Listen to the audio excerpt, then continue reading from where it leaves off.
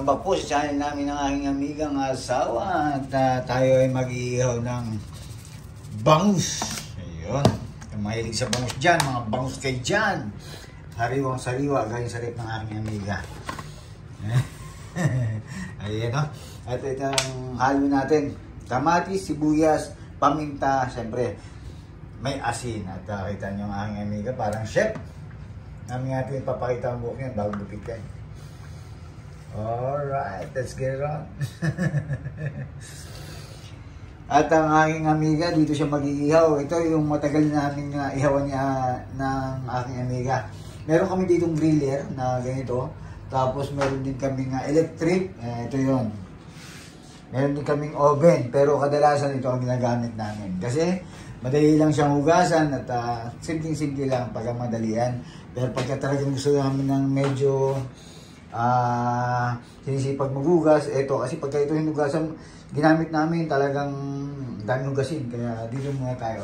Pagka ito yung mga ginamit nyo, maraming tayong tatanggalin, daming kaldero sa loob, sa ilalim yan. Kaya dito lang tayo.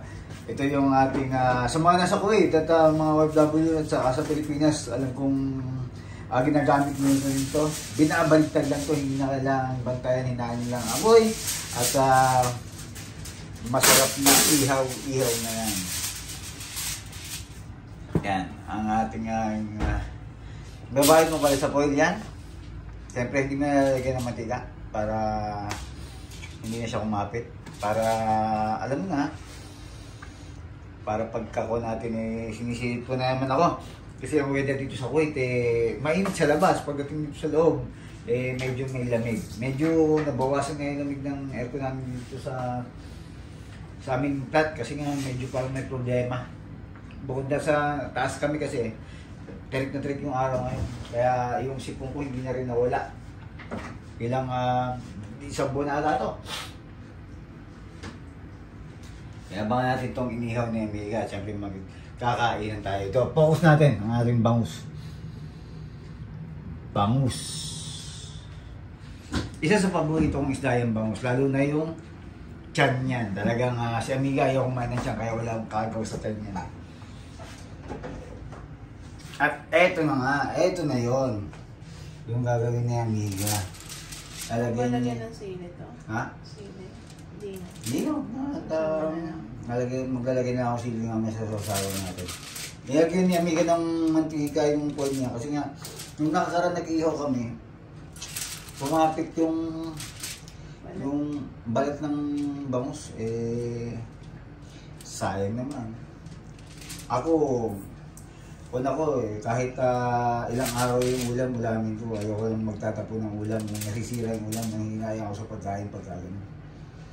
Kaya pagka kumain akong isda, talagang yung pusa hindi magugustuhan pagka ako kumain. Ayoko niyang partner kumain. Sagad yung aking kung pwede nga kayo yung tinik, kinain ko na yan. Hindi nagkasya. Hindi malaki yung sibuyas kamatis.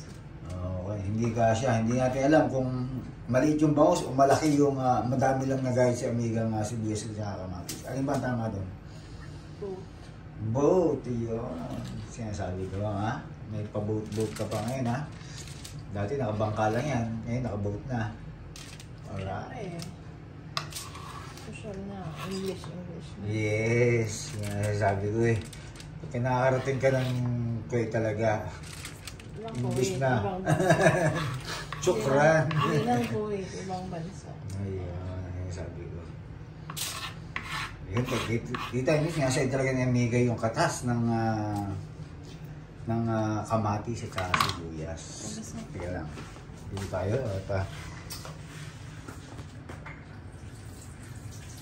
Yan, binalitan ni Amiga yung kanyang bangus sa foil natin. Nilagyan nga ng konting mantika. May paminta pala yan para medyo quality yung ating inihaw.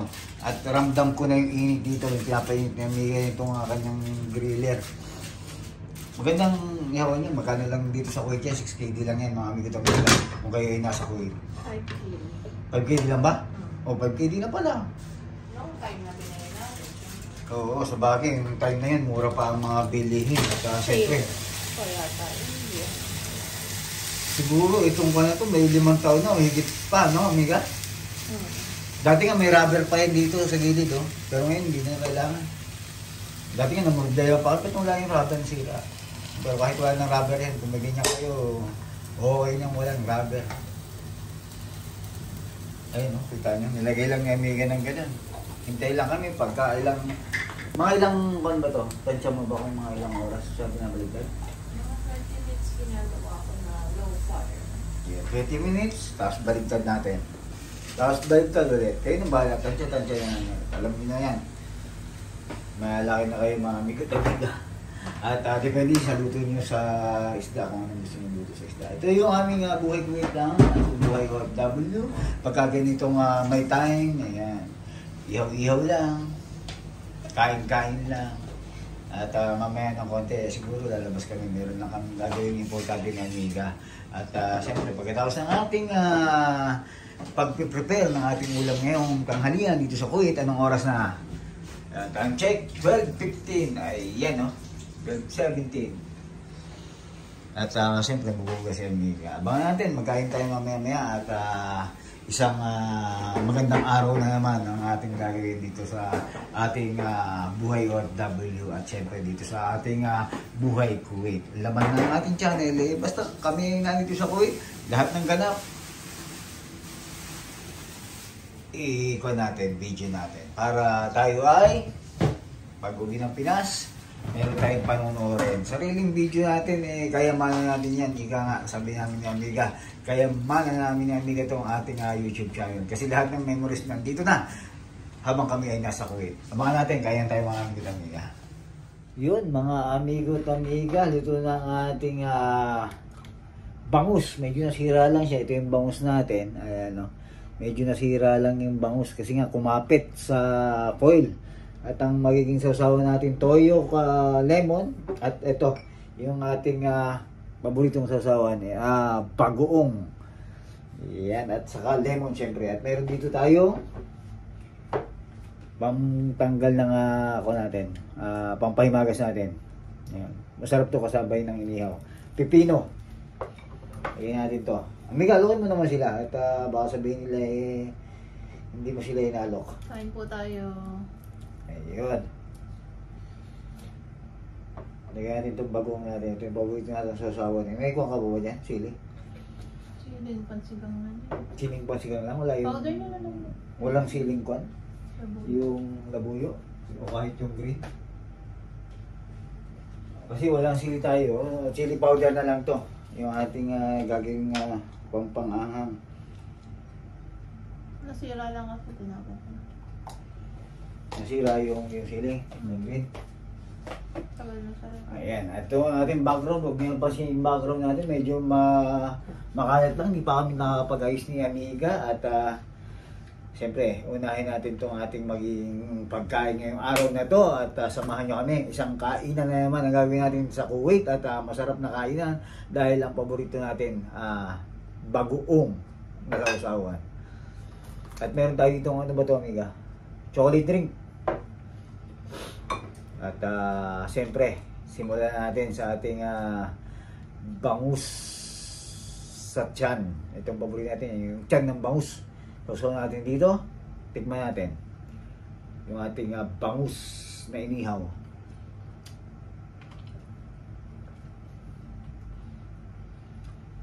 Lasang-lasa yung kwan niya, parang kulang na lang yung tawag dito, yung parang uling, no? Kulang na lang gano'n ng... Oo. Kasi meron siyang kwan ang tawag dito. Siguro wag mo lang pakaliskisan para hindi dumidikit ng ganun. Sabagay. Kahit lagyan mo ng ano. Hindi, tsaka kasi... Dati ba itong nag-ihaw tayo, walang kaliskes? May kaliskes? Meron po yun. Hindi, tsaka yung sabaw kasi ng ano, dumidikit. Pag natuyo, yun yung nagpapadikit. Sarap dito yung bagoong Itong kain namin, sinanag ni amiga, ito yung tira namin. Nung kahapon at nakarang araw. Ang linggo. Isang linggo na yung kanin. Ang linggong tira-tira. Tapos lagi kami may pipino ng amigo dito kasi masarap to pa habang lalo na prito o kahit anong kuwan na kasama sa pagkain namin. Tapos pagka uwi kami galing trabaho, minsan nagkaka-reduce kami, ito pipino lang.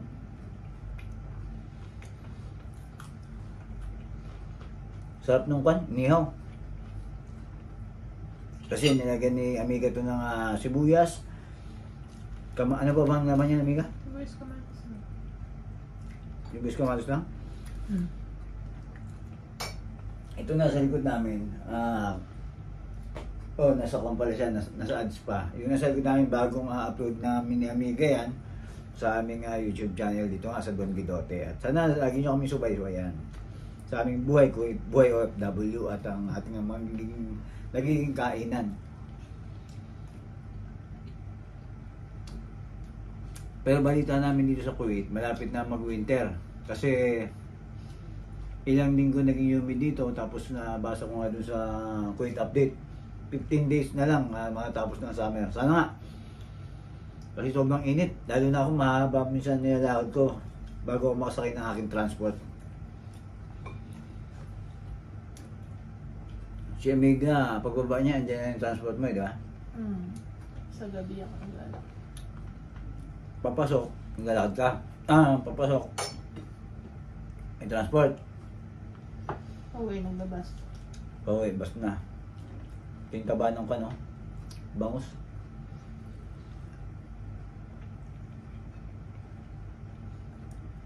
Paborito ko talaga sa usawan tong bagoong na to. Kung napapansin nyo doon sa mga luma kong video, lagi akong may mga sausawang bagoong.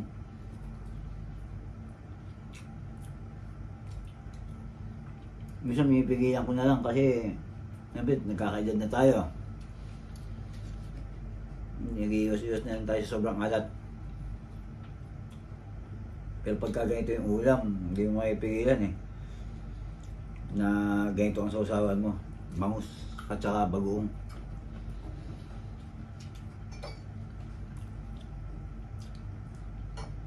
Direkta ako ng koto, hindi ko naginigisa.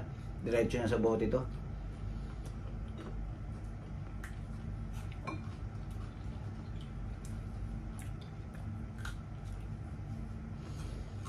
Tanda ko nga, meron din akong kasama dati sa trabaho. Mahilig din siya sa bangus. Dati sa restaurant kasi nung nagtatrabaho. Ang laging ulam namin, manok at saka baka.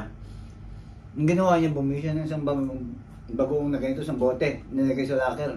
Yun ang inuulam niya.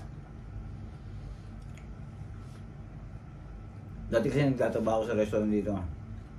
Di na kami sa pagkain. Pero ang pagkain namin, yun nga, baka at saka manok. Kaya nung nawala ako sa restaurant, kumbaga parang ayoko ng baka nun. Kasi lagi aming ulam Yung mga scrap ba, yung mga hindi nakasali sa mga niluluto ng chef namin, ginagawang stock meal. Tapos yun yung aming kinakain. Pag pala nagtagal yun, kumbaga kahit amoy ng baka dati, ayoko na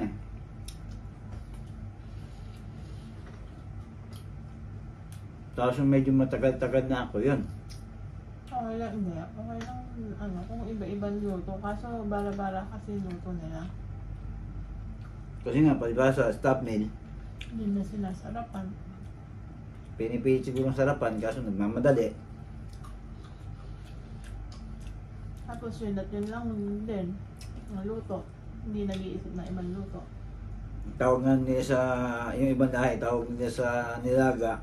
Lagi kasi nilaga doon, watery beef. Ang tawag namin doon sa kanilang pagkain, na curry, dilawan. Pagka nung ulam, watery beef, nilagang baka yun. Pagka sinabing dilawan, chicken curry.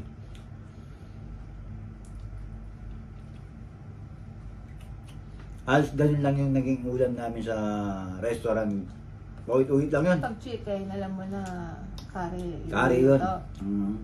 Sobrang dilaw kasi nga yung powder niya talagang Baka diba lahi din ang luto? minsan Pilipino rin alam mo naman pagka Pilipino minsan tinatamad na rin mag-isip magluto kaya yun lang madali kaya yun lang niluto niya. Pero Kasi kumari nila may coconut. wala na. Kaya lasang-lasa mo yung curry powder talaga. Kayong mga kusinero naman, alam natin sa restaurant yan, busog na yan. Minsan hindi na sila kumakain ng staff nila. Alam natin na may sarili na silang pagkain dyan. Kahit sabihin natin hindi sila pwedeng kumain doon, siyempre ikaw na yung nagluluto, alam mo pakugutom ka pa ba? May discarte niya. Discarte na lang yan, di ba? Kumbaga nga, ikaw na nagluluto. Pag nagutom ka sa restaurant, kasalanan mo na yan. Kailangan bigyan ng pansin.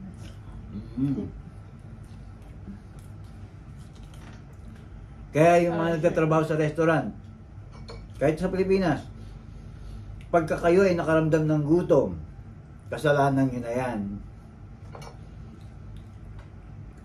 Hindi na kasalanan ng kumpanya na kayo ay nagutom. Kahit sabihin natin hindi libre ang pagkain, alam nyo na ang ibig ko sabihin. Ako mahigpit. Mas mga naghahandle lang siya. Sabi nga natin, kahit gano'ng kahigpit ang rules ng isang restaurant o isang chef na bawal kumain, kung madiskarte at mapamaraan ka, hindi ka magugutom. Lalo na kung ikaw ay isang OFW dito sa Kuwait. Ayun. Alam niyo na yan. Wait na. Hindi na sa Kuwait. Mga OFW, nagtatrabaho ka sa restaurant, katulad sinabi ko kanina.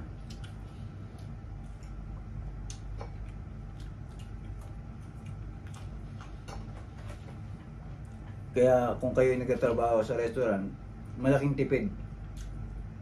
Malaking mawawala sa budget nyo na yung pagkain nyo, lalo na nagsusolo kayo sa buhay o dito sa Kuwait o isa kayong OFW.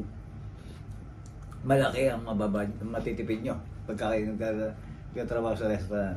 Kasi nga, minsan yung iba pagka may sobra pa, inuuwi pa nila sa bahay nila. Lalo nang bago ako sa Kuwait, dito sa trabaho dati. Para lang makatipid, uuwi ko yun. Sa Pepsi Cup. Uuwi ko sa Pepsi Cup. Kunyari drinks. Kasi drinks sa restaurant, libre rin eh. Kunyari drinks yun, pero ang laman nun, beef. Uwi ko yun, tapos magiging ulam ko yun kinabukasan para tipid. Lalo na kung day off ko, hindi na ako magluluto. Kasi nga, itatapon din yun eh. Kumbaga, sayang naman ko itapon. Eh di, uwi na lang namin mga nagtitipid sa buhay. Ayan, yung mga maarte, sasabihin nila, nakain ko na dito yan. Ako hindi ako ganun ko sa pagkain kasi mahintayingin akong tao. Sa basta pagkain ng usapan, kumbaga parang ayaw ko magtapon. Hanggat maaari, kakainin ko siya.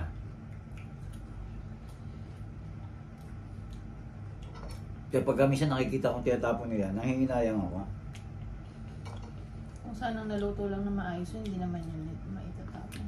Kaya nga. Kaso hindi nila naluto din maayos. Hindi sila nang ginaya kasi hindi naman galing sa pera nila yun. Naging kunan natin minsan, pagka hindi natin pinaghihirapan o hindi galing sa bulsa natin, hindi tayo manghinayang. Dapat matuto tayong manghinayang kahit hindi galing sa bulsa natin.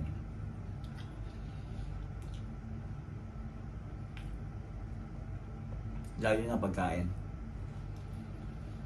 Kasi yung iba, sabi nga natin, mas maraming nagugutom. Diba? Tayo minsan sobra-sobra.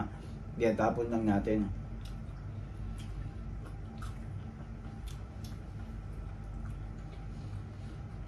Sarap ng aming kain ni Amiga.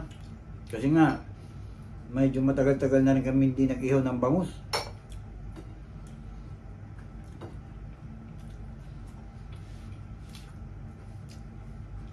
Sa pagka-OFW kayo, lalo na sa mga bago na mag-OFW pa lang, mag-iingat lagi. Ingat lagi, lalo na sa mga kasama. Yan. Sa tiwala, hindi ko sinasabing huwag niyong pagkatiwalaan, basta lagi lang tayo mag-iingat. Kasi hindi lahat ng habingan natin, hindi lahat ng pumapalakpak masaya sa tagumpay mo. Hindi lahat ng nangumusta sincere. Hindi lahat ng ngiti, nakangiti. Kumbaga yan magiging realidad natin sa mundo. Nagiging mabuti na lang naman ang isang tao kapag tayo nawala na. Di ba? May tumatawag. Pagka tayo nawala na o tawag dito, tayo ay nagiging kwento na lang. Tumatawag kay Amiga, sino ba yan?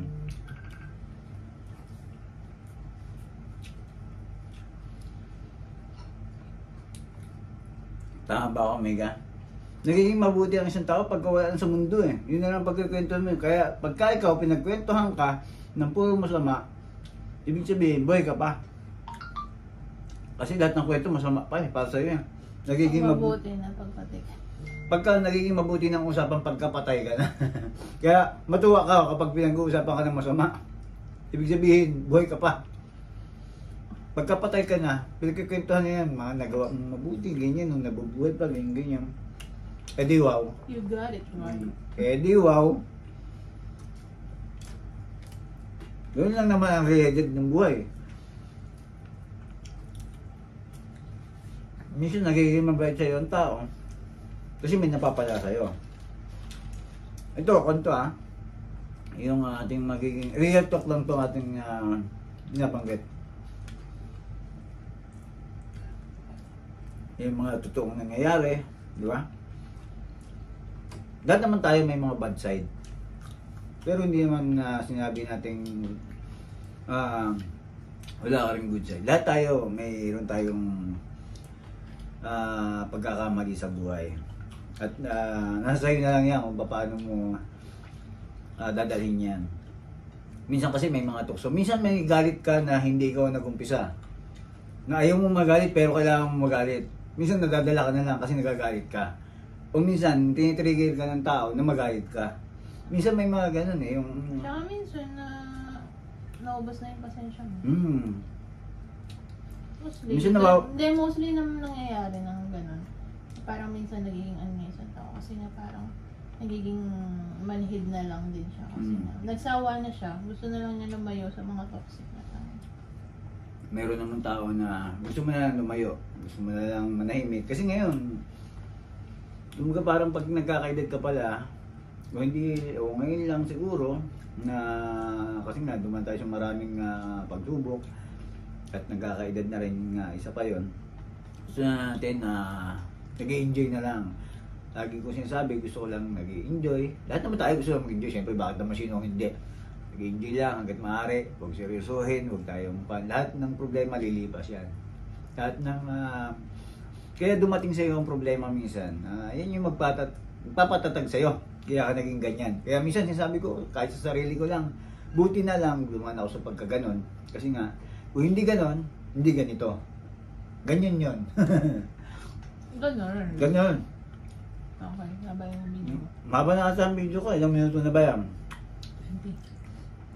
Gusto ko lang sana nang i-share sa inyo itong ating kainan. Pero siyempre, kailangan hindi natin may kwentuhan. Hindi mahirap din yung ganitong napanood nyo lang kami. At sana nabusog namin kayo ni Amiga sa aming pagkain.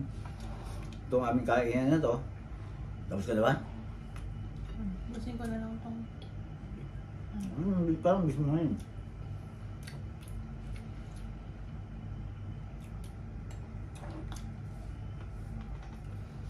Hap talaga ng pipino, sabayan mo ng bagoong sa isda. Tumatawag na. Kaya ang sabutin ni Amiga to, ingat po at respeto sa bawat isa. At sana nag-enjoy kayo, nag-enjoy lang po kami ni Amiga dito at buhay ko itong ginagawa namin. At itong ginagawa namin, kaya mahal namin itong video namin. Salamat po. At Amiga. Ingat at respeto sa bawat isa. Ayun.